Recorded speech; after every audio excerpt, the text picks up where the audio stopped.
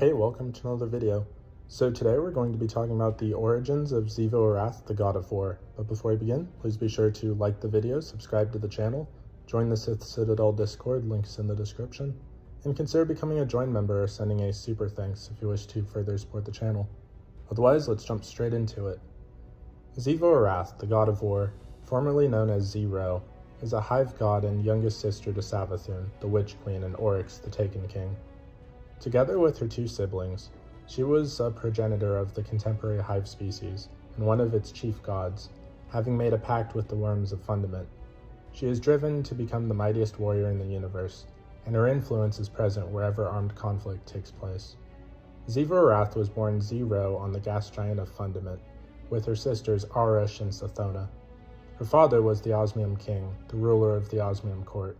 She was a member of a short-lived proto-hive species called the Krill, whose original homeworld had crashed into the gas giant millions of years ago. As a young Krill, she was fascinated by her surroundings, attempting daring feats that would have killed lesser beings.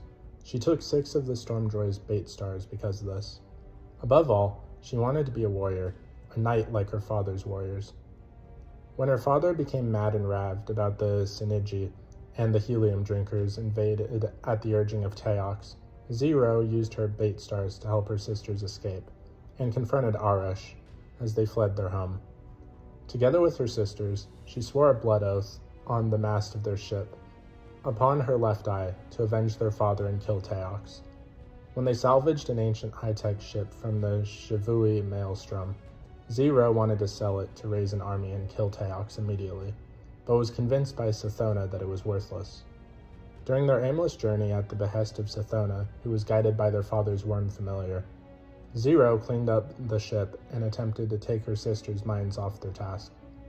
Eventually, when Sathona fretted they would not be able to avenge their father, and Arash concluded that they would have to dive, Zero was initially afraid but understood. Zero warned them, however, that this is how the crew had died. But Sathona, urged on by the worm, agreed with Arush. The sisters took the needle into the deep. They finally reached a point where they could use the ship's sensors on the oceans. To their horror, they discovered that the synergy was real, and that Fundament's moons had already aligned. Just then, they were encountered by the Leviathan, a creature long spoken of in Krill myth.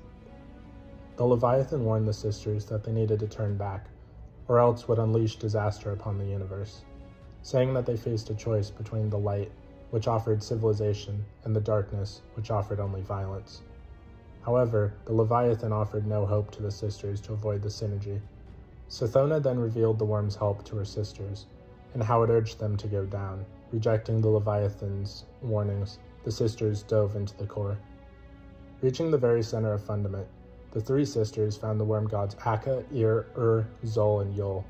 The worm gods offered the 3 sisters a chance for the Krill to escape Fundament, as well as to achieve immortality. All they had to do was take the worm's larvae into them as symbiotes and spread them among the Krill. The worms possessed the caveat that the sisters must never cease their natures. Zero must always test her strength, Sathona must always be cunning, and Arush must always try to understand. The sisters accepted the pact and became the first hive. Zero took the night morph and became XIVU ARATH.